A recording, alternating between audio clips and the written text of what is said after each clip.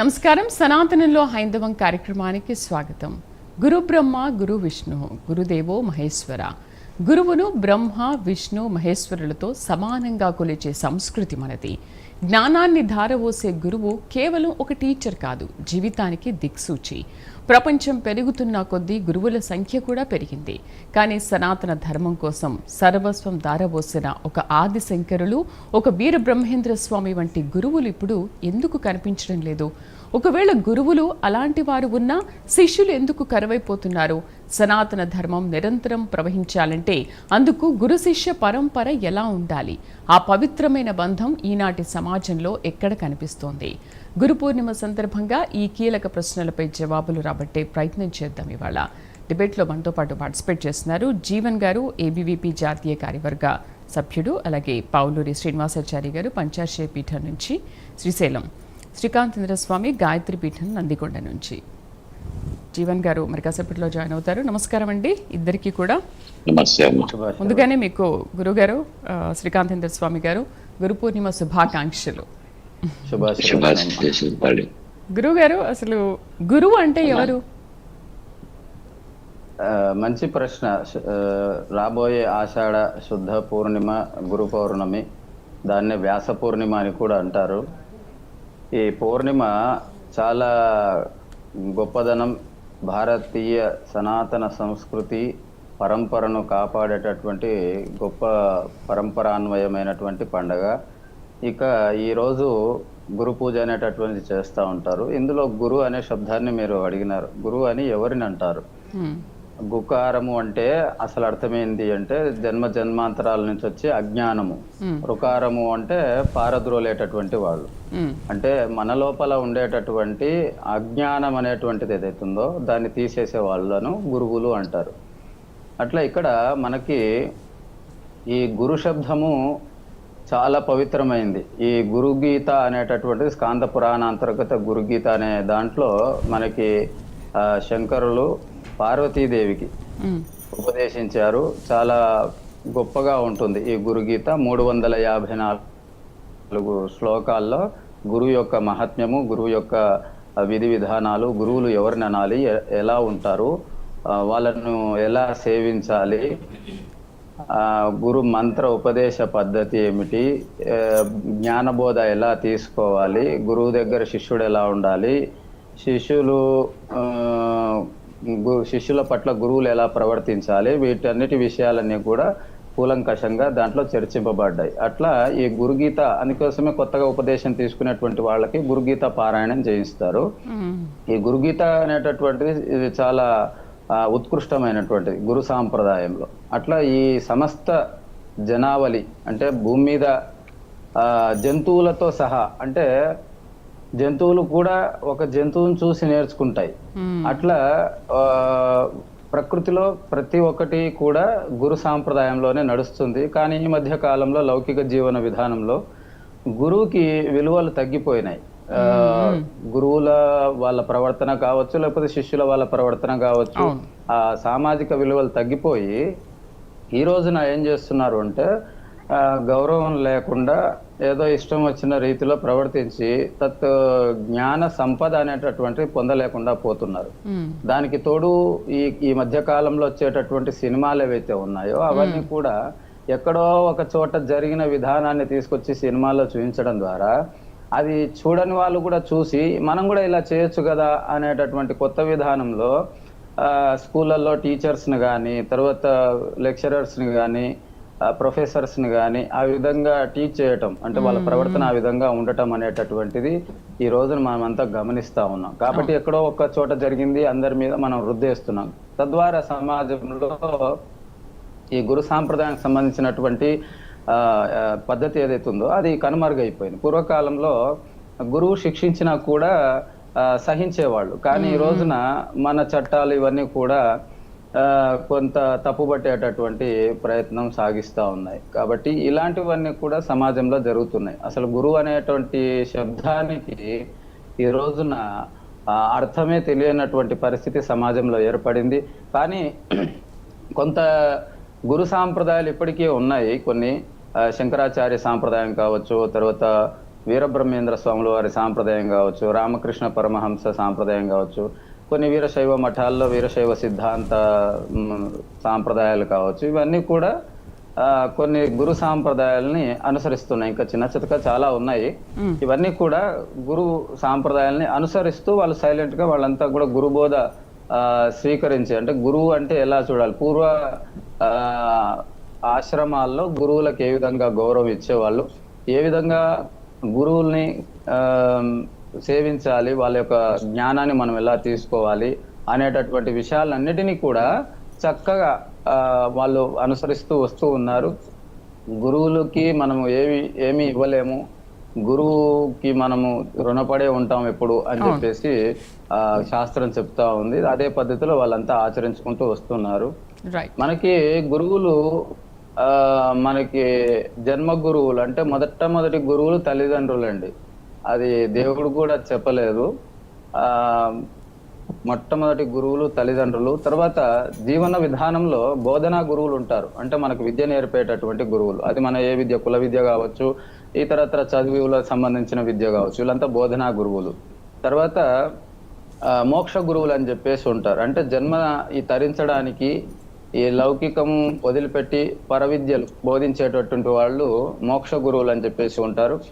వీళ్ళు ఈ విధంగా ముగ్గురు ఉంటారు. వీళ్ళందరికీ వ్యతిరేక్తంగా ఉండేవాళ్ళు బాధ గురువులు అనమాట. వీళ్ళు ఏమి సబ్జెక్ట్ ఏమి చెప్పేది ఉండదు, ఊరికే సేవ చేయించుకుంటూ ఉంటారు, బాధ పెడుతూ ఉంటారు అంతే తప్ప వీళ్ళు ఏమి బోధ చేసేవాళ్ళు కాదు. వీళ్ళని బాధ గురువులు అంటారు. అదే వీరబ్రహ్మేంద్ర స్వాముల వారు చెప్పారు, బాధ గురువుల పంచను చేరితే భావము చెడునుర ఒరే అని చెప్పేసి. అంటే మనకున్న భావం చెడిపోతుంది, మన భక్తి శ్రద్ధ ఏదైతుందో అలాంటి వాళ్ళు సబ్జెక్ట్ చెప్పకుండా ఊరికే సేవ చేయించుకొని వదిలిపెట్టే వాళ్ళు చాలా మంది ఉంటారు, వాడుకొని వదిలిపెట్టే వాళ్ళు. కాబట్టి అలాంటి వాళ్ళు గురువులు అనబడరు. ఒకవేళ అనబడితే బాధ గురువుల కింద చెప్పారు. కాబట్టి శిష్యుల యొక్క విత్తాపహారకులు కాకూడదు, హృత్ అపహారకులు కావాలి. హృత్ అంటే హృదయాన్ని హరించే వాళ్ళై ఉండాలి గురువులు. వాళ్ళ యొక్క డబ్బు మీదనే దృష్టి పెట్టేటువంటి వాళ్ళు గురువులు కాకూడదు అనేటటువంటిది మన ధర్మం చెప్తా ఉందమ్మా. రైట్. గురువు గారు నమస్తే. శ్రీనివాసాచారి గారు నమస్తే.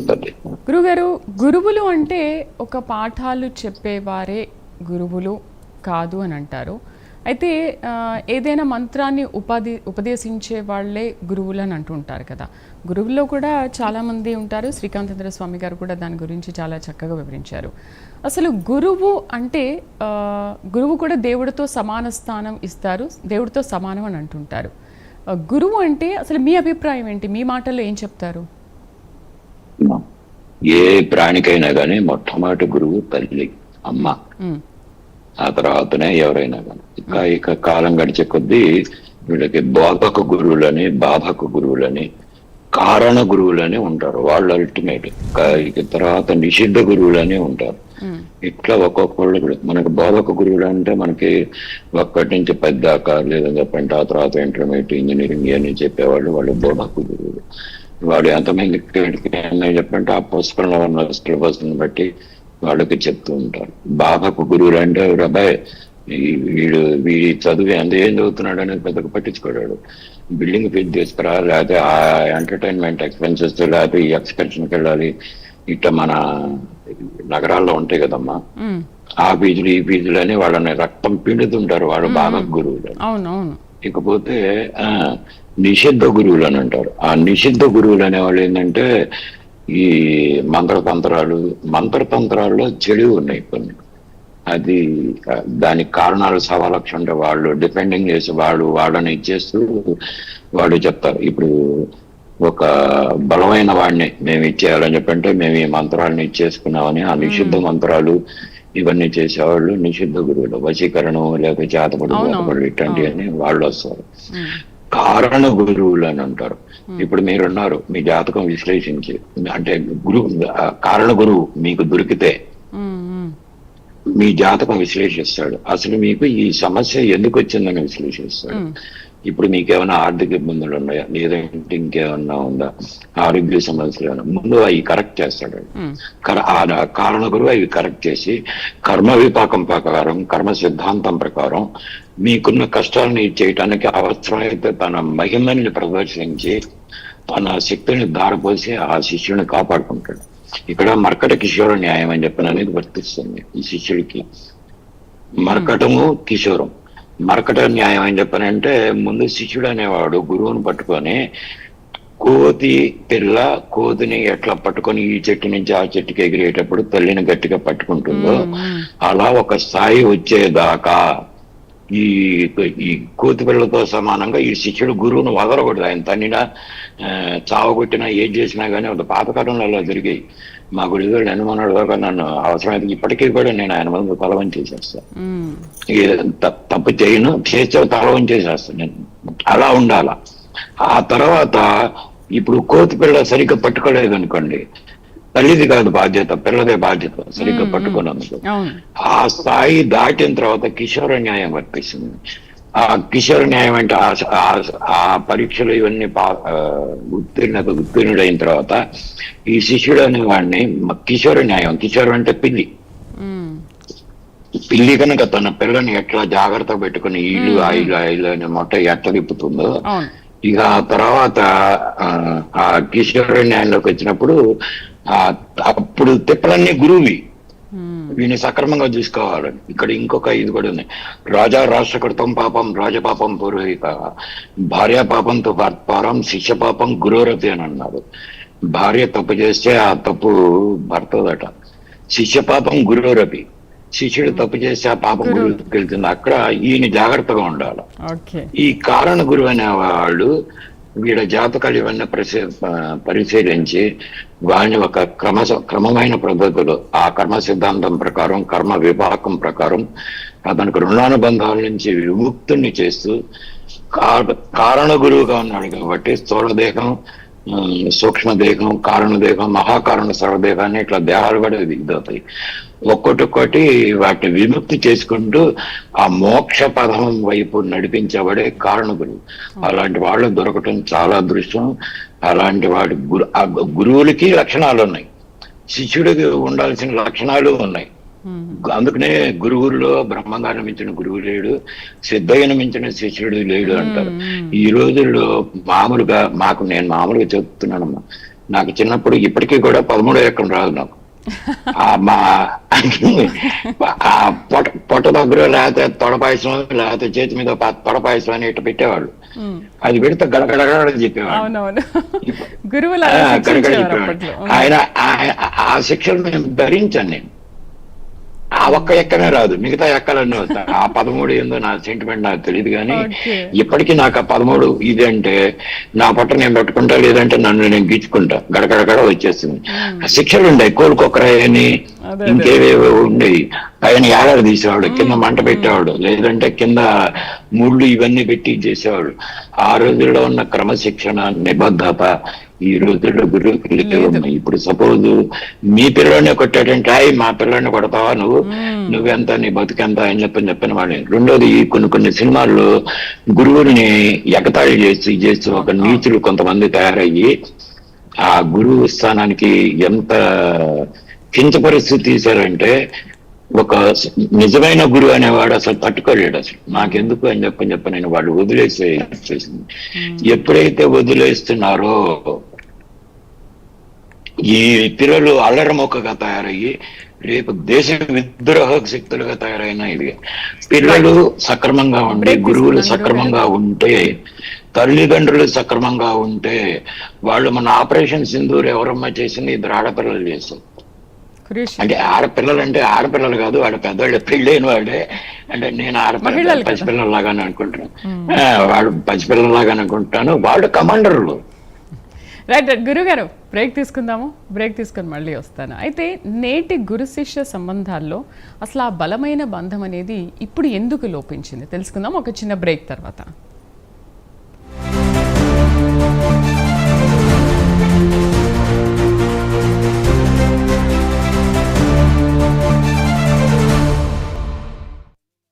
అడ్మిషన్స్ దొరికింది ఫారిన్ లో. డబుల్ స్వీట్ కేం లోట్లేదు గాని ఎంతో డబ్బు కావాలి. Travelling, boarding, fees. దానికి బంగారాన్ని తాకట్టు పెడితే సరిపోతుంది. మరి ఇంకేంటి సమస్య? తాకట్టు పెట్టడం కన్నా బంగారాన్ని అమ్మేయడమే మంచిది కదా. తాకట్టు పెడితే టెన్షన్ తగ్గొచ్చేమో గానీ మిగిలిన టెన్షన్లు పెరుగుతాయి. ఎక్కడ కొన్న బంగారమైనా మన జోయాలుకాస్ లో అమ్మితే బెస్ట్ మార్కెట్ ప్రైస్ దొరుకుతుంది.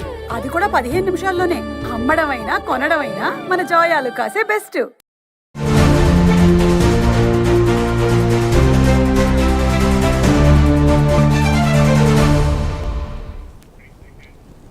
Welcome back. గురువు గారు, నేటి తరంలో గురు శిష్య సంబంధం అనేది అసలు ఎలా ఉంది? ఎందుకంటే ఆ బలమైన బంధం మీరు వీరబ్రహ్మేంద్ర స్వామి, సిద్ధయ్య గురించి చెప్పారు శ్రీనివాసాచారి గారు. బట్ ఇప్పుడు ఆ గురు శిష్య బంధం అనేది చాలా లోపించింది. అప్పట్లో మనం గురువుకి శిష్యులు భయపడేవాళ్ళు, కానీ ఇప్పుడు శిష్యులకే గురువులు భయపడాల్సిన పరిస్థితి ఏర్పడింది కదా. శ్రీనివాసాచారి గారు, గురుగారు, బట్ అలాంటి పరిస్థితి ఇప్పుడు ఎందుకు వచ్చింది అనుకోవాలి? ఒక రకంగా మనం గురువులకి స్వేచ్ఛ ఇవ్వట్లేదమ్మా. ఇప్పుడు వాడు తప్పు చేశాడు, వాడు తప్పు చేస్తే గురువు దండించే హక్కు ఎవరికి ఉంది? ఒక పిల్లవాడు తప్పు చేశాడు, తల్లిదండ్రులకి, ఆ తర్వాత గురువుకే ఉంటుంది. ఆ తర్వాత రాజు అంటే కోర్టులు కానీ ఇవి కానీ అవన్నీ తర్వాత. ముందు తల్లిదండ్రులు సక్రమంగా ఉండి గురువులు సక్రమంగా ఉంటే దేశంలో అరాచక శక్తులు రావు. అర్థమైందమ్మా? ఇప్పుడు ఈ పిల్లల్ని బజార్కు దేనికో స్ట్రైక్ వీళ్ళు అల్లరి చేస్తున్నారు అనుకో, దండించే హక్కు ముందు అసలు నేనైతే ముందు అసలు యూనివర్సిటీని పట్టుకుంటాను. ఏం చేస్తున్నావు నువ్వు? పిల్లల్ని ఏం చదివిస్తున్నావు నువ్వు అని అంట. నేనైతే డైరెక్ట్ గా అంటాను. రెండోది తల్లిదండ్రులు పట్టుకుంటా. ఇప్పుడు ఒక చిన్న ఉదాహరణ తీసుకుందాం. ఒక డ్రెస్ కోడ్, ఒక స్కూల్ కి ఒక డ్రెస్ కోడ్ ఉంది. నువ్వు నీ ఇష్టం వచ్చింది రాస్తావు, నువ్వెవరు రాయటం సంప్రదాయబద్ధంగా ఇది ఉంటుంది. చదువుల దగ్గరకు వచ్చే మతాలుగా డివైడ్ అయిపోయి వీటిని ఇచ్చేసి భ్రష్టు పట్టిస్తా ఉన్నారు. ఈ దేశంలో మన దేశాన్ని పరిపాలించిన ముస్లిం కానీ క్రిస్టియన్ కానీ ఆ మతాల్లో వాళ్ళ దగ్గర గురుకులాలు ఇట్లాంటివి స్కూల్స్ ఇవన్నీ లేకముందున్నప్పుడు మన దేశంలో లక్షల గురుకులాలు ఉన్నాయి. చక్కగా చేసేవాళ్ళు. బెత్తం తీసుకొని మా చిన్నతనంలో చింతపరికి ఉండేది. ఆ చింతపరికి తీసుకున్నా కానీ అంటే నేను కాస్త బాగా చదివాడిని, నేను దెబ్బలు తప్పించుకున్నాను. వాటితో బాధేసేవాళ్ళు. ఇంకా గట్టిగా చెప్పాలంటే ఇప్పుడు సపోజ్ ఒక స్పెల్లింగ్ చెప్పలేదు, ఏదో ఒక దీన్ని చెప్పలేదు, మా చేత మిగతా వాళ్ళు అందరూ చెంపలు వాయించేవాళ్ళు. ఈ చెంపలు వాయించడం మాకు సరదాగా ఉండి బాగా చదివేవాళ్ళు. ఆ ఎట్లనన్నా కానీ చదివేవాళ్ళం. ఆ ఇది మా చిన్నతనంలో మమ్మల్ని చాలా క్రమశిక్షణగా మా గురుదేవులు పంపించారు. కానీ వీళ్ళలో ఈ మధ్యలో కులోన్మాదం, కులగజ్జ ఒకటి, ఈ మత గజ్జ ఒకటి, ఇట్లాంటివన్నీ ఇదైపోయి ఈ దేశాన్ని భ్రష్టు పట్టించింది. ఒకే ఒక చిన్న ఇది చెప్తున్నా నేను. ధర్నాలు చేసేవాళ్ళు కానీ వాళ్ళ వస్త్రధారణ కానీ ఇవి కానీ చూడండి, మామూలుగా అనుకుందాం. ఒక ఆపరేషన్ సింధూర్ చేసిన 2 ఆడపిల్లలు ఉన్నారు. వాళ్ళని చూడండి. When the parents are careless, వాళ్ళు రోడ్ల మీద పడతారు. When the parents are strict, వాళ్ళు ఆర్మీ కమాండర్లు అవుతారు. ఆపరేషన్ సింధూర్ కమాండర్ని చేశారు ఆడపిల్లలు. వాళ్ళు దాన్ని చేస్తూ దాన్ని పొగుడుతూ చాలా వీడియోలు ఉన్నాయి. ఇప్పుడు మీరున్నారు, మీరు చదువుకున్నారు, చక్కగా వచ్చిన్నారు, సంప్రదాయబద్ధంగా ఉన్నారు, ఎదురు 2 ముక్కలు చదువుతున్నారు. అదే మీరు స్ట్రిక్ట్ గా లేకపోతే మీ పిల్లలు బజార్ని తిరుగుతూ ఉంటే అది హర్షించబడుతుందా? మిమ్మల్ని ఏమనుకుంటుంటారు? మీకు ఏటీఎం కార్డులు ఇచ్చి లేకపోతే డెబిట్ కార్డులు, క్రెడిట్ కార్డు, డెబిట్ కార్డులు ఇచ్చి మా వాడికి అది కొని పెట్టాం ఇది కొట్టామని చెప్పని అంటున్నా, కానీ వాడి పతనానికి దోవదీస్తున్నారు. ఈ రోజున నిన్న కాక మొన్న ఇటీవలనే వాడు 10th గోల్డ్ మెడలిస్ట్, లేదంటే యూనివర్సిటీ గోల్డ్ మెడలిస్ట్, అదేదో చాలా పెద్ద కంపెనీలో పాపం చాలా పెద్ద ఉద్యోగం. వాడు చేసిన చివరికి ఉన్న పడాన కుప్పకూలిపోయి చచ్చిపోయాడు. ఇప్పుడున్న కాలేజీలో ఈ రుపుడు పత్రాలని తయారు చేస్తున్నారు, కానీ సబ్జెక్ట్ మీద ఎంతమందికి కమాండ్ ఉంది? అది నిజం, కరెక్ట్. సబ్జెక్ట్ మీద ఎంత, నా వాడికి ఆ ఫలానా ర్యాంక్ వచ్చింది, ఈ ర్యాంక్ వచ్చింది, 1 1 1 2 2 2 నాకేం పిచ్చయింది. ఆయన పెద్ద ఆయన ఎవరు, ఆయన ఇది చేసి దాన్ని కంట్రోల్ చేశాడు. కానీ లేకపోతే ఆ 10th క్లాస్ ఇంటర్మీడియట్ రిజల్ట్స్ వస్తే చెవులు తుప్పులు పడే 1 1 1 అని ఈయన 1 వీణ 1 ఇచ్చుకుంటే గానీ సరిగ్గా ఇది కాదు. రెండోది, ఈ ఒక్క నిమిషం తల్లి, ఈ ర్యాంకులు ఎంతమంది ఐఐటికి వెళ్ళారు, లేకపోతే ఒక ఏదో ఎయిమ్స్ కానీ ఇట్లాంటి వాటిలో MBBS చదువుతున్నారు, ఎంతమంది 100కి 100% తిరిగి వస్తున్నారా? డ్రాప్ అవుట్స్ ఎంతమంది? ఈ ఒత్తిడి తట్టుకోలేక ఆత్మహత్యలు చేసుకుంటున్న వాళ్ళు ఎంతమంది, ఈ ఇంటర్మీడియట్ లో ఈ రుబ్బుడు పత్రాలను తయారు చేసి వాళ్ళ ఆ చెరుకు పిప్పి కనుక అదేదో చక్రంలో పెట్టి తిప్పుతారు చెరుకు రసం కోసం, అట్ట చేసి ఐఐటీలో పడేస్తే వాడు ఆ ఒత్తిడిని తట్టుకోలేక ఆ సబ్జెక్ట్ అర్థం అయ్యో కాకో ఏదో కానీ డ్రాప్ అవుట్స్ ఉన్నాయి, బలవంతంగా చచ్చిపోతున్న వాళ్ళు ఉన్నారు. దాంట్లో కులగద్దులు ఇట్లాంటి ప్రాంతీయ ద్వేషాలు కూడా కలిసి ఉంటాయి, నేను కాదంటలో నేను. కానీ సబ్జెక్ట్ నేర్చుకోకుండా నువ్వు ఎంత చేసినా ఇది అది వ్యర్థం, అది నీ ర్యాంకులోని వ్యర్థం, ఇది నీకు సబ్జెక్ట్ లేకుండా. బిలిగిట్స్ ఏమన్నా టాప్ ఇది అయ్యాడా?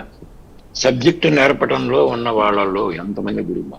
మా గురువులు నాకు ఒకళ్ళిద్దరు నరాధములు గురువులుగా వచ్చినా కానీ నాకు అందరూ బోధక గురువులు.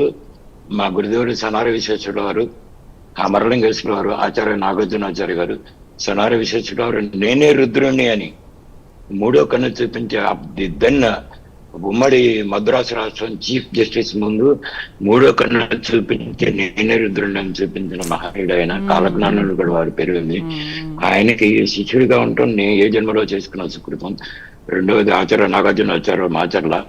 ఆయన గురించి మీ అందరికి ప్రపంచం నన్ను పిచ్చేయడానికి ఆయన బతుకున్నాడనే చదువుతాను నేను ఓటర్ కార్డులు ఆధార్ కార్డులు తేలేను. మూడో ఆయన స్వర్ణ అమరలింగేశ్వర స్వామి వారని మన మార్టూరు చిలకడపేట దగ్గర, మార్టూరు దగ్గర పొంగులూరు ముప్పవరం ఆయన. వాళ్ళు ముగ్గురు ఆ కారణ గురువులు నాకు దొరికారు. మిగతా గురువులందరూ కూడా నమస్కారాలు. ఒకడిద్దరు నరాధములు ఉన్నారన్నానే, ఆ కులగజ్జతోనూ దీనితోనూ పార్షల్ గా చూసిన వాళ్ళు, వాళ్ళని నేను అది భగవంతుడికి వదిలేసేసి. కానీ ఈ ప్రభుత్వం కనుక తలుచుకుంటే విద్యా వ్యవస్థని మార్చడం తేలికేనమ్మా. నిజమే, కానీ అది సాధ్యమయ్యే పని.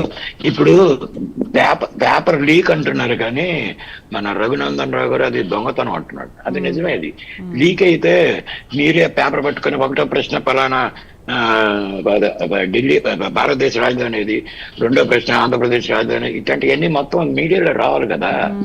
వాడు దొంగతనం చేశాడు అని చెప్పని అంటున్నాడు. టెక్నికల్ గా వాడు కరెక్ట్, ఎవరో ఒకళ్ళిద్దరు ఇది చేసి అది ఆ ట్యూషన్ సెంటర్ లో ఏవో ఉంటాయి కదా, కోచింగ్ సెంటర్ లో, వాళ్ళు చేసిన దుర్మార్గానికి ఒక సెంట్రల్ మినిస్టర్ ఇదయ్యాడు. ముందు వాళ్ళు తీసుకెళ్లి ఎనిమీ ఏజెంట్స్ ఆర్డినెన్స్ ఈ నేషనల్ సెక్యూరిటీ యాక్ట్ కింద లోపలేసి ఒక 2-3 ఏళ్ళు బయటికి రాకుండా, లేదంటే మా బెదవాడ పోలీసులు కప్పచెబితే, లేకపోతే బగల్పూర్ పోలీసులు మీకు ఐడియా ఉన్నారు వాళ్ళకి అప్పచెబితే, ఇక వాళ్ళకి వీళ్ళిచ్చే సన్మానం చూస్తే భవిష్యత్తులో ఎవడు కూడా పేపర్ లీక్ గానీ పేపర్ దొంగతనం చేయటం గానీ ఇట్లాంటివి చెయ్యరు. రైట్. మళ్ళీ వస్తాను గురువు గారు. జీవన్ గారు ఏబీవీపీ జాతీయ కార్యవర్గ సభ్యులు మనతో పాటు జాయిన్ అయ్యారు. నమస్తే అండి జీవన్ గారు. నమస్తే జీవన్ గారు, ఇప్పుడున్న ఈ ఆధునిక విద్యా వ్యవస్థలో గురు శిష్యుల బంధానికి ఆ చోటు లేకుండా ఎందుకు పోయింది అని అంటారు? అంటే ఇప్పుడున్న ఈ ఆధునిక వ్యవస్థలో గురు శిష్య బంధం గురించి ఏమంటారు? అండ్ మీ గురు శిష్య బంధం గురించి కూడా మీరు చిన్నప్పటి నుంచి ఎలా ఉన్నారు ఏంటి దాన్ని కూడా మాతో పంచుకుంటారా? మ్యూట్లో ఉన్నారు, ఒకసారి చూడండి. మీ వాయిస్ రావట్లేదు జీవన్. అందరికీ నమస్కారం. ముందుగా ప్రైమ్ టీవీ గారికి ప్రత్యేక ధన్యవాదాలు తెలియజేస్తున్నాను. ఎందుకంటే సమాజంలో గురువు యొక్క గొప్పతనము రోజు రోజుకి తగ్గిపోతున్న క్రమంలో గురువులను గుర్తించి ఈ ప్రైమ్ టీవీ గారు పెట్టినందుకు ప్రత్యేక ధన్యవాదాలు. అదేవిధంగా మేడంకు, గురువు గారికి మరి సార్కి ప్రత్యేక ధన్యవాదాలు తెలియజేస్తున్నాను. ఈ రోజు గురు బ్రహ్మ, గురు విష్ణు, గురుదేవో మహేశ్వర అని మనము దేవుళ్ళగా మనం భావిస్తూ ఉంటాము. ఇప్పుడు సమాజంలో పురాతన కాలం నుంచి ప్రాచీన కాలం నుంచి కూడా భావిస్తూ ఉన్నాం.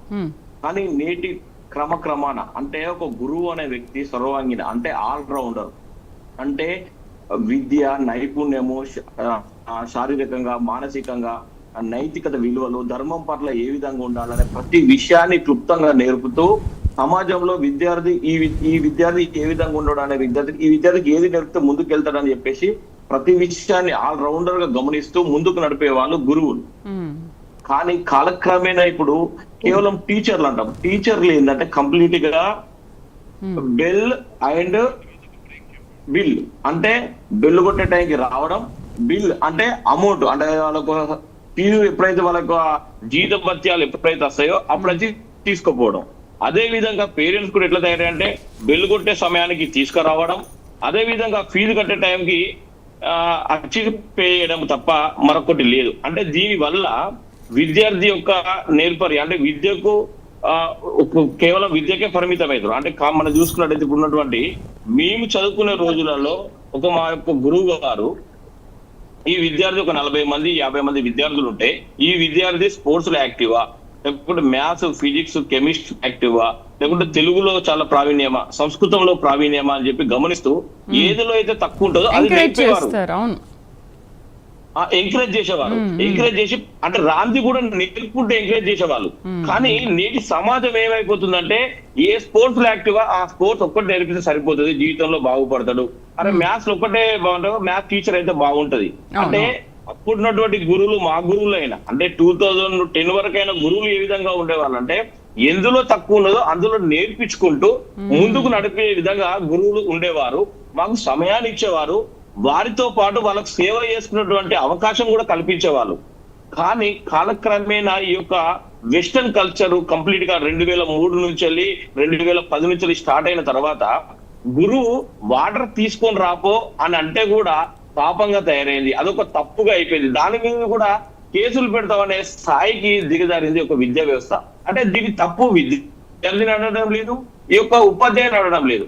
ఈ ప్రభుత్వం తీసుకొచ్చుకున్నటువంటి నిర్ణయాలు, విద్య యొక్క ఎడ్యుకేషన్ అధికారులు తీసుకున్నటువంటి నిర్ణయాల వల్ల రోజు రోజుకు విద్యా వ్యవస్థ అనేది గురువుకు విద్యార్థిని దూరం చేసే ఒక కుట్రగా భావిస్తున్నాను.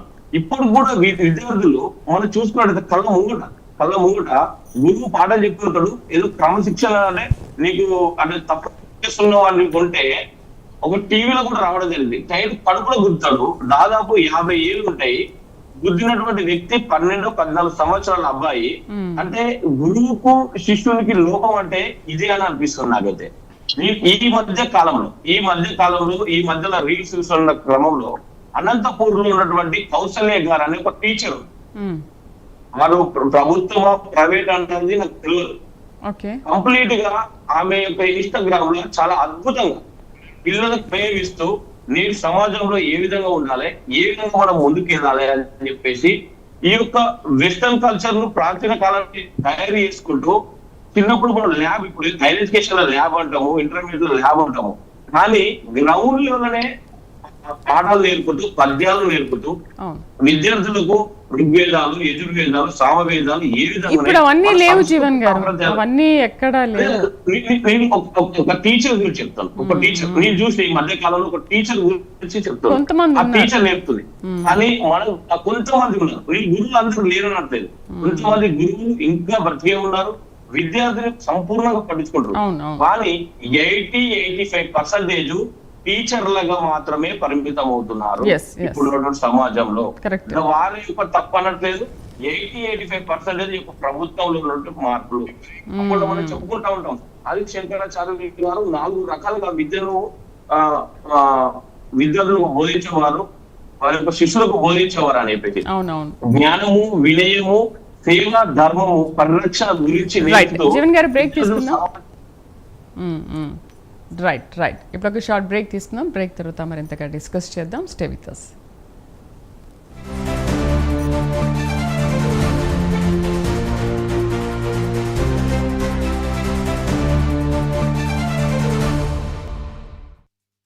తాకట్టు పెట్టడం కన్నా బంగారాన్ని అమ్మేయడమే మంచిది కదా.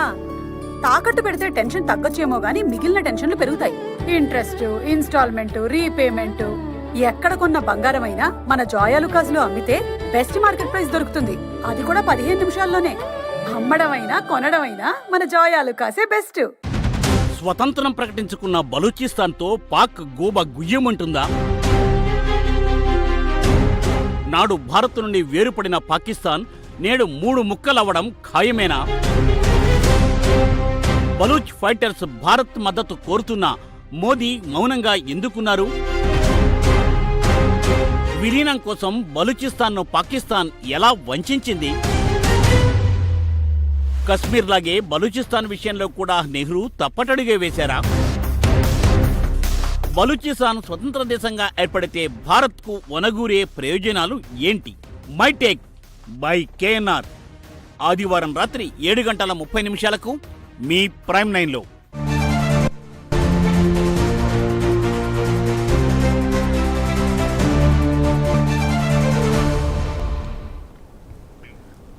Welcome back. శ్రీకాంతేంద్ర స్వామి గారు, ఇప్పుడున్న ఈ జనరేషన్లో ఆ క్వాలిటీ గురువులు ఎక్కడా కూడా కనిపించట్లేదు. చదువు ఏ విధంగా అయితే కమర్షియలైజ్ అయిపోయిందో గురువులు కూడా కమర్షియలైజ్ అయిపోయారు. మేము ఇంత చెప్తే సరిపోతుందిలే, ఇంకా ఇంతెందుకు చెప్పడం అన్నట్టుగా అయిపోతుంది. సరే, అంతకు ముందు కొంతమంది గురువులు ఏంటంటే పిల్లలు బాగుండాలి, మనకు వచ్చిన విద్య అంతా వాళ్ళకి బోధించాలి, వాళ్ళు మనలాగా అవ్వాలి అని అనుకునేవాళ్ళు చాలామంది. బట్ ఇప్పుడు కొంతమంది అక్కడక్కడ మాత్రమే కనిపిస్తున్నారు. అండ్ కొన్ని గ్రామాల్లో కూడా కొంతమంది గురువులు రిటైర్ అయి వెళ్ళిపోతుంటే కూడా చాలామంది వాళ్ళకి అసలు పాదపూజ చేసి వాళ్ళని సేవించుకుంటూ చాలా ఏడవడము, మనం ఇలాంటి కొన్ని సిచ్యువేషన్స్, కొన్ని గ్రామాలు ఇలాంటివి చూసాం. బట్ ఎందుకు ఇప్పుడున్న ఈ మోడర్న్ జనరేషన్లో గురువులు కూడా కమర్షియలైజ్ ఎందుకు అయిపోయారంటారు? చక్కగా గురు సేవ చేస్తూ విద్య నేర్చుకోవటం, అందుకోసమే కొన్ని సాంప్రదాయాల్లో ఉపనయనం అనేటటువంటిది చేసేటప్పుడు అక్కడ వాళ్ళకు చెప్తా ఉంటారనమాట. అంటే బాఢం నిద్రాం మా కరోతు అని, ఎక్కువ నిద్రపోకు, గురు శుశ్రూషాం కరోతు, గురువులకి ఆధీనుడవై ఉండు అని చెప్పేసి ఇలాంటి వాక్యాలు ఉపనయనం చేసిన తర్వాత గురువుల దగ్గర తీసుకుపోయేటటువంటి ప్రక్రియ జైనింగ్ అన్నమాట. ఈ కార్యక్రమం అనేటటువంటిది సాగుతూ వచ్చేది. సో ఇప్పటి కాలంలో ఇది ఏమైందంటే రాను రాను ఇది తగ్గిపోయింది. అంటే సాంప్రదాయం అనేటటువంటిది తగ్గిపోయి మన సాంప్రదాయంలో ఈ ఆధునిక వ్యవస్థ అనేటటువంటిది వచ్చేసరికి ఆధునిక వ్యవస్థలో గురు శిష్య పరంపరకు సంబంధించినటువంటి ఇవన్నీ పూర్తిగా తగ్గిపోయినాయండి. తగ్గిపోయి వారిలో ఈ చట్టాలు, రాజకీయ వ్యవస్థ ఏదైతే ఉందో ఇదంతా దూరిపోయింది. ఇప్పుడు ఉస్మానియా యూనివర్సిటీ కానీ కొన్ని యూనివర్సిటీలు తీసుకోండి, అక్కడ వీరి లోపల రాజకీయం మొదలవుతుంది. అక్కడ చదువు తప్ప రాజకీయం ఎక్కువ ముందలు తీసుకొని వస్తూ ఉంటారు. తర్వాత కొంత ఈ మధ్య కాలంలో మన చట్టాలను చూడండి, పిల్లలు చదువు వాడికి రాకపోయినా ఒకవేళ గురువు దండిస్తే దాని మీద ఒక పెద్ద కేసు అన్నమాట.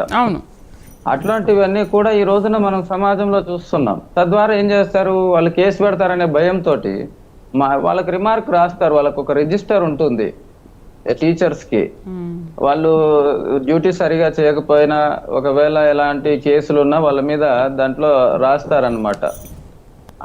అది శుద్ధంగా ఉండాలి, వాళ్ళ సర్వీస్ శుద్ధంగా ఉండటం కోసం వాళ్ళు ప్రయత్నం చేస్తారు. ఒకవేళ విద్యార్థి ఏమైనా దండించినా, ఏమైనా పని చెప్పినా వాళ్ళు కేసు పెడతారనే ఉద్దేశంతో ఈ రోజున ఏం చేస్తున్నారంటే వాళ్ళు కూడా నామమాత్రంగా పాఠాలు చెప్పడం వరకే వాళ్ళ వంతు. చదివేది చదవంది వాడి ఇష్టం, విద్యార్థి ఇష్టం, అది వాళ్ళ యొక్క తల్లిదండ్రుల మీద ఆధారపడి ఉంటుంది అని చెప్పేసి వీళ్ళు ఏం చేస్తున్నారు అంటే వదిలేస్తారనమాట. ఆ వదిలేయటంలో గురువు ఎప్పుడే కానీ గురు దృష్టి అంటే ఆ పాఠం వచ్చి వాడికి మేధస్సులో కూర్చునే వరకు గురువు యొక్క బాధ్యత ఉంటుంది. అప్పటి వరకు గురువు దానికి బాధ్యుడు అనమాట. కానీ ఈ రోజున చెప్పే వరకు మాత్రమే తప్ప వాడి లోపల కూర్చుందా లేదా అడిగే పరిస్థితి శిష్యుడికి, గురువుకి లేకుండా పోయింది.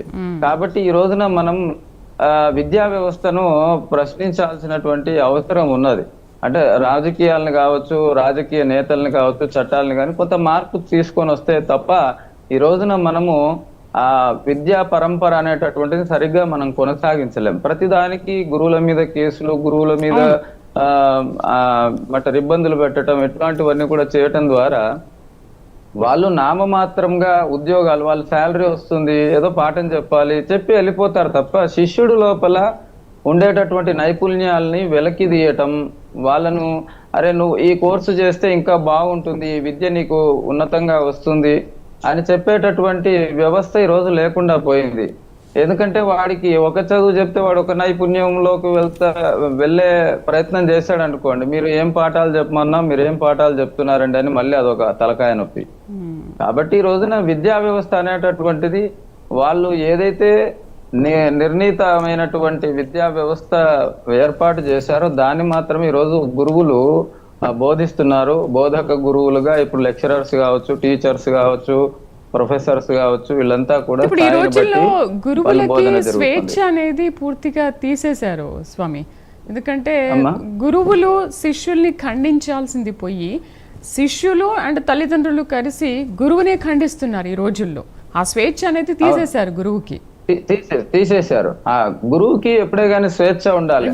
గురువుకి స్వేచ్ఛ ఉంటేనే ఇస్తేనే తను ఏ విద్య చెప్పాలి, వీడికి ఏ విద్య చెప్తే వీడు ఉన్నత స్థితిలో ఉంటాడు, వీడి లోపల ఏ నైపుణ్యం ఉండింది. ఒకరికి శిల్పకళ మీద, ఒకరికి సంగీత కళ మీద, ఒకరికి ఇంజనీరింగ్ మీద, ఒకరికి ఇంకొక వాడి కుల విద్య మీద, ఒకరికి ఒక్కొక్క రకమైనటువంటి ఆలోచనలు వాళ్ళకు ఉంటాయి. అది గమనిస్తూ ఉంటారు వాళ్ళ యాక్టివిటీస్. అందుకోసమే విద్యల్లో పోటీలు పెడతా ఉంటారు. స్కూళ్ళల్లో కావచ్చు, కాలేజీల్లో కావచ్చు, చిత్రలేఖనం కానీ, తర్వాత సంగీతం కానీ, ఇట్లాంటి వాటి మీద ఆటలు, వీటన్నిటి మీద వాళ్ళకు అవగాహన కల్పించడం కోసం పెడతారు. దాంట్లో వాళ్ళ నైపుణ్యాన్ని పెంపొందించుకొని వాళ్ళు ఇంకా ముందరికి వెళ్ళేటటువంటి అవకాశం ఉంటది. కానీ ఈ రోజున ఆ నైపుణ్యాలని బయటికి తీసే పరిస్థితి లేదు. కేవలం వీళ్ళు ఏం సబ్జెక్ట్ చెప్పాలో ఆ సబ్జెక్ట్ చెప్పి పుస్తకం మూసేసి వాళ్ళు వెళ్ళిపోవటానికే అధికారాలు ఉన్నాయి వాళ్ళకి తప్ప ఎవరికి కూడా వీడి నైపుణ్యం ఏంది, వీడి విద్యా బుద్ధి ఎట్లా ఉంది అంటే కెపాసిటీ, మైండ్ కెపాసిటీ ఎంత ఉంది, వీడికి ఏం చదువు వస్తుంది, ఏం చదువు రాదు, వీడి లోపల మనం ఏం చూడవచ్చు భవిష్యత్తులో అనేటటువంటిది గురువులకి ఆ స్వేచ్ఛ లేకుండా పోయింది. కాబట్టి ఈరోజు విద్యా వ్యవస్థ అంతా కూడా నాశనానికి దారి తీసే పరిస్థితికి ఈ రోజున మనం నాశనం అయ్యే పరిస్థితి మనం చూస్తా ఉన్నాం అనమాట. గురుగారు, గురువుల మీద శిష్యులకి ఆ మర్యాద, మంచితనం, గౌరవం అనేది అసలు ఈ రోజుల్లో ఎక్కడా లేదు, పూర్తిగా కొరబడింది. ఈ నేపథ్యంలో గురు శిష్య బంధంలో వీరబ్రహ్మేంద్ర స్వామి, సిద్ధయ్య గురించి మీ మాటల్లో మరొక్కసారి గురు పూర్ణిమ సందర్భంగా శిష్యులకి తెలియజేస్తారా? తప్పకుండా అమ్మా. బ్రహ్మం గారు సిద్ధయ్య గారి గురించి, వీరబ్రహ్మేంద్ర స్వామి గారు, వీరబ్రహ్మేంద్ర స్వామి గారు సిద్ధయ్య మాటల్లో చెప్పలేను. ఆయన నవాబు ఇది చేస్తే నేను ఇళ్ళొస్తానని చెప్పిన ఆయన ఇళ్ళొస్తాడు, పోయి కనీసం ఇట్లా నమస్కారం కూడా పెట్టాడు. ఏమరా నేను రాదునే నేను ఇది అంటే నా నమస్కారాన్ని భరించే శక్తి మా గురుదేవులకు మాత్రమే ఉంది అని ఏంది చూపించని చెప్పానంటే కొండరాయిని తీసుకొస్తారు, దానికి జయ వీర బ్రహ్మేంద్ర స్వామి వారికి అని చెప్పానని దండం పెట్టగానే దడియలు మనం పేరిపోతుంది. అది రాజుతో అంటాడు, ఈ రాయి స్థానంలో నువ్వు ఉంటే నీ పరిస్థితి ఏందను. అంత నిబద్ధతతో, అంత భక్తితో ఈ రోజుల్లో లేరమ్మా. ఇది లేకపోవటానికి కూడా ఇంకొక కారణం ఉంది. మన కార్పొరేట్ కళాశాలల ఇది ఒకటి ఉంది. ఇంకొకటి ఏంటంటే నాకు తెలిసి వీళ్ళని 10th క్లాస్ తర్వాత కానీ ఒరే నువ్వు 10th క్లాస్ పాస్ అయ్యావు, నీ 10th క్లాస్ సర్టిఫికేట్ కావాలంటే ఒక 6 నెలలు ఎన్సీసీలోనూ ఈ ఎండాకాలం సెలవులు ఉంటాయి కదమ్మా, ఆ 2 నెలలు వీళ్ళని ఐటీబీపీనో లేకపోతే బిఎస్ఎఫ్ చేస్తున్న ట్రైనింగ్ ఇస్తే వాళ్ళకి కొన్ని పిచ్చి భ్రమలు పోతాయి. మనం ఏదన్నా మన సార్వభౌములు లేకపోతే ఈ పిచ్చి సినిమాలో చూసి ఇట్లా గుద్ది తట్టొస్తుంది, లేకపోతే ఆడపిల్లలు అంట బట్టి ఇదే వీరత్వం అనుకుంటారు. 70 ఏళ్ళ నుంచి మన సినిమాలు మాకు నేర్పింది ఏంటంటే ఆడపిల్లని హింస పెట్టి దాని ఆ పాప చేత ఐలవి అనిపిస్తుంది, ఇదే హీరోయిజం అనుకుంటున్నారు. ఎందుకంటే మనగాళ్ళు ఆపరేషన్ సిందర్ ఆ పిల్లలనే గుర్తు తెచ్చుకుంటున్నాయి. ఈ 10th క్లాస్ వెళ్ళడం కానీ ఇంటర్మీడియట్ వాళ్ళ తర్వాత కానీ ఒక 6 నెలలు మిలిటరీ ట్రైనింగ్ కానీ ఇది కానీ ఫార్మల్ గా ఇచ్చేస్తే వీళ్ళకి కొన్ని పిచ్చి భ్రమలు పోతాయి. ఏదో మేము వీరులో సూర్యులో ఇదే. రెండోది ఈ తల్లిదండ్రులను కంట్రోల్ చేయాలి. వీళ్ళకి ఏటీఎం కార్డులు ఇవ్వకుండా, యాపిల్ ఐఫోన్లు ఇవ్వకుండా, ఏదో ఇట్లాంటి ఇవి ఇవ్వకుండా చేసి వీళ్ళకి ఎప్పుడైతే ఎన్సీసీ ట్రైనింగ్ అందరికీ 100% ఒక్క దివ్యాంగులకు తప్ప మిగతా అందరికి ఇచ్చేస్తే వాళ్ళకి క్రమశిక్షణ అంటే ఏంది, దేశం అంటే ఏంది, అసలు శారీరక కష్టం అంటే ఏందో తెలుస్తుంది. వీళ్ళందరినీ బంధువుల దొడ్లోనూ ఆ కోడి పిల్లలు అయ్యో ఆ డబ్బాల్లోకి పంపించి ఒక్కసారి వదిలికి అట్టొస్తారు, అట్టొస్తుంటుంటారు ఈ కాలేజీల నుంచి పిల్లలు. అలా కాకుండా ఒక మిలిటరీ, ఒక ఇజ్రాయిల్ ఇట్లాంటి వాటిల్లో డిఫెన్స్ ఫోర్స్ ని లేదా సివిల్ డిఫెన్స్ ఫోర్స్ లోనే ఉన్నాయి. ఆ సివిల్ డిఫెన్స్ ఫోర్స్ కొద్ది రోజులు కనుక సంచలనంగా చేస్తే వీళ్ళలో దేశభక్తి వస్తుంది, శారీరక కష్టం అంటే ఏంటో తెలుస్తుంది, తల్లిదండ్రులు ఏ కష్టం ఇచ్చేసి వీళ్ళని పెంచుతున్నారో, ఎంత రక్తం చెమటొచ్చి ఇచ్చేస్తున్నారో తెలుస్తుంది. మూడవది నాకు తెలిసి ఈ ఇంటర్మీడియట్ 16 ఏళ్ళు అనేది ఒక ఆడపిల్లకి ఎంత ప్రమాదమో మగపిల్లడికి 4 రెట్లు ప్రమాదం అంట. ఆ టైంలోనే వీడు ఎస్ఎఫ్ఐ అంటాడు, ఏఎస్ఎఫ్ అంటాడు, ఆ పీడిఎస్ఐ అంటాడు, ఆ గద్దర్ అంటాడు, బద్దర్ అంటాడు. వాళ్ళలో పడి ప్రాణాలు చేసుకోవటం తప్ప వీళ్ళకి ఒరిగింది ఏమీ లేదు. ఆ కమ్యూనిజం అనేది బూజు పెట్టిన ఇది ఫెయిల్డ్ థియరీ. దాని మూలంగా ఇది కాదు. వాళ్ళకి ఎట్లాంటి ట్రైనింగ్లు ఇస్తే వాళ్ళ జీవితంలో ఏదన్నా కష్టం వచ్చినా కానీ నిభాయించుకొని తట్టుకొని చేసుకోగలిగిన ధైర్యం, ఆత్మస్థైర్యం వస్తుంది.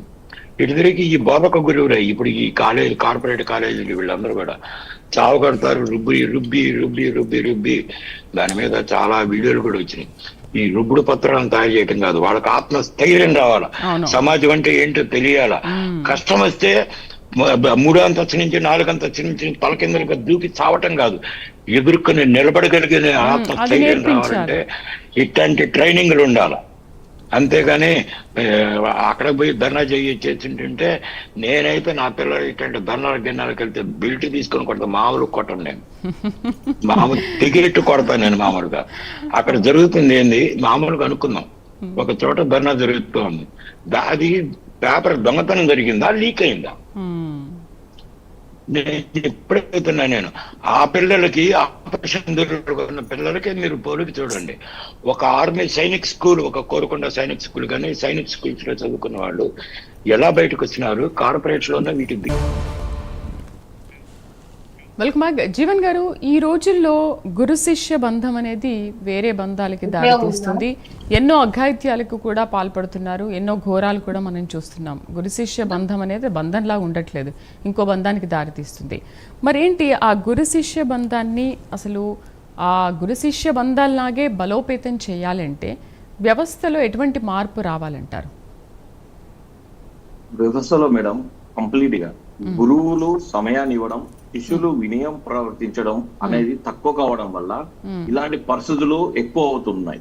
ఇప్పుడు కంప్లీట్ గా మనం చూసుకున్నట్టయితే విద్య వ్యాపారం జరిగిన తర్వాత విద్యార్థులకు కంపల్సరీ మార్కులు రావాలి, ర్యాంకులు రావాలి, తర్వాత ఉద్యోగం రావాలి అనే ఈ 3 విషయాల వల్ల పేరెంట్స్ కూడా కంప్లీట్ గా మార్కులు రావాలి, ర్యాంకులు రావాలి, ఉద్యోగం రావాలనే ఒక ఆ ఆలోచన ఉండడం వల్ల కంప్లీట్ గా 90% వస్తుంది మేడం. కంప్లీట్ గా 90% వస్తుంది. 90% వచ్చినాక ఈ 10% ఎందుకు రావట్లేదు అనేసి అడుగుతున్నారు. అది మంచిదే, కానీ ఇబ్బంది పెట్టడం వల్ల మానసిక స్థితి దెబ్బతింటుంది. అంటే ఇదేనైనా ఒక స్టోరేజ్ ఉంటది, ఆ స్టోరేజ్ కు మించి మనము నింపితే ఫోన్ అయినా హ్యాక్ అవుతుంది, మన బ్రెయిన్ అయినా హ్యాక్ అవుతుంది. మనము ఆ విధంగా విద్యార్థి యొక్క స్వేచ్ఛ ఇవ్వాలి, ఆ విధంగా వారిని చదివించాలి. ఆ విధంగా అది ఎవరికి తెలుస్తుంది? ఒక గురువు గారికే తెలుస్తుంది. కానీ పేరెంట్స్ కూడా గురువు గారు చెప్పినా, టీచర్ చెప్పినా గానీ కంప్లీట్ గా ఇంకా 10% రాలేదని మానసికంగా ఇబ్బంది పెట్టడం, అంటే రాని దాన్ని నేర్చుకో అని చెప్పి బలవంత పెట్టడం వల్ల చాలా ప్రాబ్లం అవుతుంది. ఈ మధ్య కాలంలోనే ఈ 2 రోజులలో పరమ పూజనీయ మోహన్ బాబాజీ గారు ఒక విషయం చెప్పారు. ఇప్పుడున్నటువంటి జెన్జీ బ్యాచ్ ఈ రోజు కోతి ఈ ఆకారంలో ఎందుకున్నది, మనం ఈ ఆకారంలో ఎందుకున్నది, దాని తర్వాత ఆవు ఈ ఆకారంలో ఎందుకున్నది, ఎందుకు ఉండాల్సి వచ్చింది, ఎందుకు ఆ విధంగా పెరుగుతున్నది అనే పరిస్థితులు ఏర్పడ్డాయి. కాబట్టి తల్లిదండ్రులు అందరూ కూడా వాళ్ళు చెప్పినటువంటి క్వశ్చన్లకు ఆన్సర్ ఇచ్చే విధంగా తయారు కావాలి. ఎందుకోసం అంటే సమాజంలో ఒక మార్పు వస్తుంది కదా, ఆ మార్పు ఇప్పుడు మొదలైంది. అంతేగాని పిల్లలను తిట్టడం కానీ కొట్టడం కానీ అది చేయకుండా పిల్లలకు ప్రతి విషయాన్ని తెలియజేసే విధంగా మీరు చెప్పాలి. అరే నాకు తెలియదు, ఫోన్ లో చూసుకోండి అంటే పిల్లలందరూ కూడా పరిస్థితి ఏమైపోతుందంటే ఫోన్లకు అడిక్షన్ అవుతున్నారు. మనము ఎంతో కొంత నేర్చుకొని పిల్లలకు నేర్పించకపోతే కేవలం ఇప్పుడున్నటువంటి గురువులు టీచింగ్ కే పరిమితం. అంటే విద్య మాత్రమే అక్కడ పాఠ్య పుస్తకాలలో ఏదైతే ఉందో అది మాత్రమే చెప్పి పంపడం జరుగుతుంది. కానీ మిగతాది చెప్పాల్సిన బాధ్యత తల్లిదండ్రులు ఉంది అని చెప్పేసి పరమ పూజ్యనీయ మోహన్ బాబుజీ గారు ఈ మధ్య కాలంలోనే చెప్పడం కూడా జరిగింది. అంటే ఇది వాస్తవాలు. ప్రస్తుత పరిస్థితులలో మనందరం కూడా చూస్తా ఉన్నాము. విద్యార్థి వినయం అనేది తగ్గిపోవడం వల్ల, గురువు గారు టీచర్ గారు సమయం ఇవ్వకపోవడం వల్ల వీళ్ళ మధ్య తారతమ్యాలు చాలా ఎక్కువ అవుతున్నాయి, విభేదాలు ఎక్కువ అవుతున్నాయి.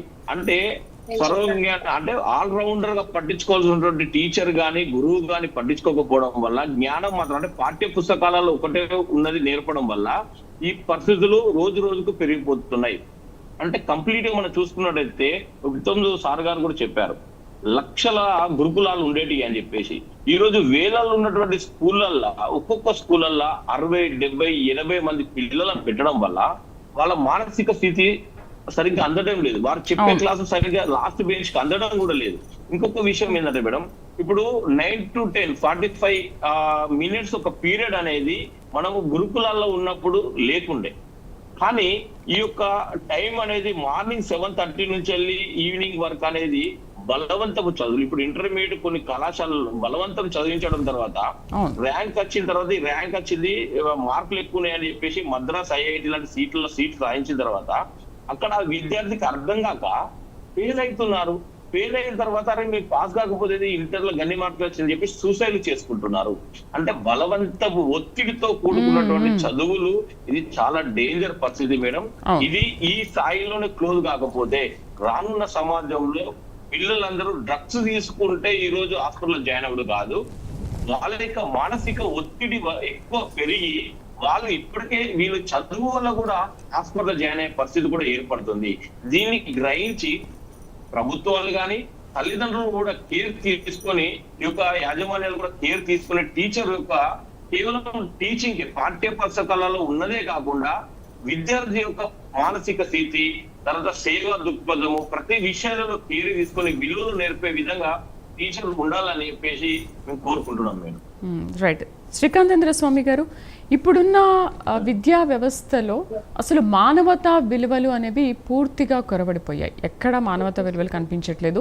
ఆ హ్యూమన్ వాల్యూస్ గురించి కూడా అసలు స్కూళ్ళల్లో ఎక్కడ బోధించట్లేదు.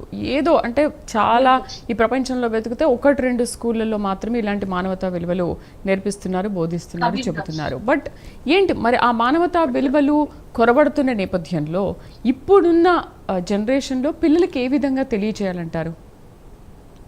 మంచి విషయం అమ్మ. సమాజంలో మంచి మెలకువ కలిగేటటువంటి అంశాన్ని మీరు ప్రశ్నించినారు. పూర్వకాలం నుంచి మన సనాతన హైందవ సాంప్రదాయం లేదా భారతీయ సాంప్రదాయంలో మానవతా విలువలతో కూడినటువంటి విద్యలు ఉండేవి. కానీ ఈ కాలంలో ఇవన్నీ కూడా అంటే ఎప్పుడైతే మనకు ఈ సెక్యులరిజం అనేటటువంటిది ఎప్పుడైతే భారతదేశంలో దూరిందో అప్పటి నుంచి కూడా ఈ మానవతా విలువలు పోయేటటువంటి విద్యా వ్యవస్థ అంతా కూడా నెలకొన్నది. ఎప్పుడైతే బ్రిటిష్ వాళ్ళు పరిపాలన చేసుకుంటూ వచ్చారో అప్పటి నుంచి భారతదేశంలో మానవతా విలువలు పోయి సార్వజనికంగా అంటే అన్ని మతాలకు అన్ని ప్రాధాన్యతలు ఇచ్చేసరికి ఇప్పుడు ఒక మతానికి సంబంధించినటువంటిది మానవతా విలువలు అనేటటువంటి భావనను సమాజంలో తీసుకొచ్చారు. ఇప్పుడు ఉదాహరణకు ఎట్లుంటుందంటే మార్గంలో మనం నడుచుకుంటూ వెళ్ళేటప్పుడు రోడ్డు మీద ఉమ్మించొద్దు అనేటటువంటి కొన్ని ఉంటాయి అనుకోండి. తల్లిదండ్రులను గౌరవించాలి, తల్లిదండ్రులు వల్గర్ గా అంటే బూతు మాటలు మాట్లాడరాదు, ఇటువంటి కొన్ని చిన్న చిన్న విషయాలన్నీ కూడా ఇవన్నీ మానవతా విలువలు. అంటే ఎవరికైనా ఏదైనా దెబ్బ తగిలింది అనుకోండి, కొంత సహాయం చేయటం, ఏదైనా ఆపత్కాల పరిస్థితులు ఉన్నాయి, మానవతా తత్వాన్ని మనం చాటుకునే విధానము, ఇలాంటివన్నీ ఈ రోజున పాఠ్య పుస్తకాల్లో లేవు ఎక్కడా కూడా. ఇవన్నీ ఎందుకు లేవు అంటే ఇవన్నీ ఆధ్యాత్మిక తత్వం అంటే మానవీయత అనేటటువంటిది ముఖ్యంగా ఆధ్యాత్మిక. అంటే మనిషి తన యొక్క ఆత్మ, మమాత్మ సర్వభూతాత్మ, నాలో ఉండే ఆత్మ అన్ని జీవుల యందు ఉన్నది కాబట్టి అందరికి కూడా నేను నాలాగే అన్ని జీవులు అనేటటువంటి భావనతో వాళ్ళు కూడా మెదిలితే వాళ్ళకు కూడా ఆ భావన అనేటటువంటిది కలుగుతుంది. ఈ రోజున ఆ బోధనే లేదు మన పాఠశాలలో. భగవద్గీత అనేటటువంటిది మన పాఠశాలల్లో ఖచ్చితంగా ఉండాలి. భగవద్గీత పిల్లలందరూ అన్ని మతాల వాళ్ళు చదవాలి. అది ఒక మతానికి పరిమితమైంది కాదు, మానవత తత్వానికి సంబంధించినటువంటిది భగవద్గీత. ఈ భగవద్గీత ఆధ్యాత్మిక బోధన మన పాఠశాలల్లో లేదు కాబట్టి మన మానవత విలువలు, మానవీయ విలువలు అనేటువంటివి లేకుండా పోయినాయి. తద్వారా విద్యార్థులు కూడా ఈ రోజున చిన్న వయసులోనే ధర్నాలు ఇవన్నీ కూడా మొదలు పెట్టడానికి తయారవుతా ఉన్నారు. రైట్. గురువు గారు, చివరిగా మీరేం చెప్తారు? గురువు గారు, నేనైతే పిల్లల్ని గురువులు దండిస్తే వాళ్ళ మీద కేసులు లేకుండా చేయాలని కోరుతా. ఒకటి, వాళ్ళ మీద కేసులు ఉండకూడదు. 2 దెబ్బలు వేసినా నేను కొంతకాలం విజిటింగ్ ఫ్యాకల్టీకి చేశానమ్మా. నేనైతే మొత్తం బెల్ట్ తీసి బాధపడేసాను. ఆ స్వేచ్ఛ నాకు వాళ్ళు ఆ ఇన్స్టిట్యూషన్ ఇచ్చారు. వాళ్ళు నా గురించి ఆ సిచ్యువేషన్ ఎలా ఉందంటే ఎదురు తిరిగితే ఇన్స్టిట్యూషన్ హెడ్ నే కొట్టే స్థాయిలో కోపం వచ్చింది. వాళ్ళు దేశం గురించి ఏదో పరమేర చక్ర గురించి ఏదో అంటే పుస్తకం జోకేస్తే ఇక నాకు తెక్కలేసింది. ఇక పరమేర చక్ర ఎంతమంది ఉన్నారు అని చెప్పి నేను మొత్తం లిస్ట్ చదువుకుంటూ చెప్పుకుంటే అది దట్ ఈస్ డిఫరెంట్. కానీ నాకు ఆ రోజున స్వేచ్ఛ ఇచ్చారు.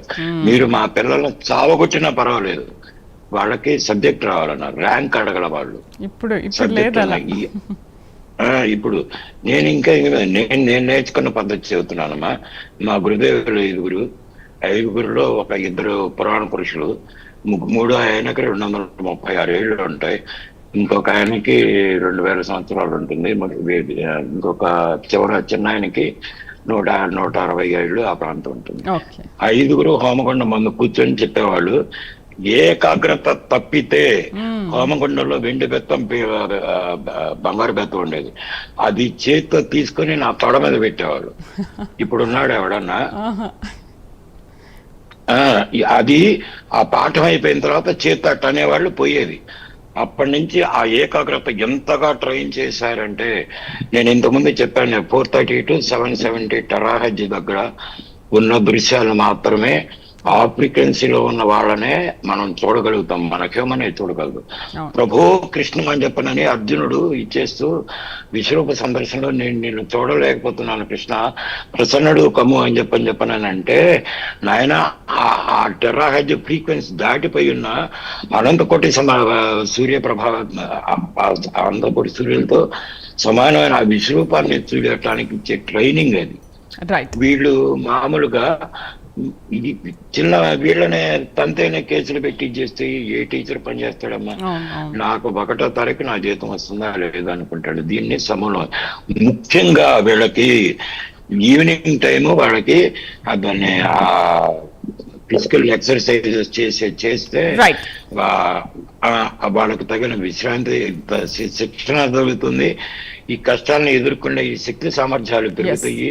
ఇట్లాంటి ఊరికినే మనకు ఈ 24 గంటలు చదువుకే పరిమితం అయితే వీళ్ళ లాంగేవిటీ దెబ్బతింటుంది, వాళ్ళ ఆయుర్దాయం తగ్గిపోతుంది ఎక్సర్సైజ్ లేకపోతే. 24 గంటలు కోడి పిల్లల్ని దీంట్లో వేసి రుబ్బు రుబ్బు రుబ్బు రుబ్బు అని చెప్పని దీంట్లో చేస్తే వాడికి ఫిజికల్ ఎక్సర్సైజ్ లేకపోతే వాడికి బాడీకి రిలాక్స్ లేక, మెంటల్ రిలాక్స్ లేక వాళ్ళు ఆత్మహత్యలు చేసుకుంటున్నారు. ఈ విధానాన్ని కొద్దిగా రైట్ గురువు గారు, డిబేట్ లో పార్టిసిపేట్ చేసినందుకు శ్రీనివాసాచారి గారికి, జీవన్ గారికి అండ్ శ్రీకాంతేంద్ర స్వామి గారికి థ్యాంక్ యూ అండి. ఇది ఇవాల్టి సనాతనంలో హైందవం కార్యక్రమం. వచ్చే వారం మరొక అంశంతో మళ్ళీ కలుద్దాం. నమస్తే.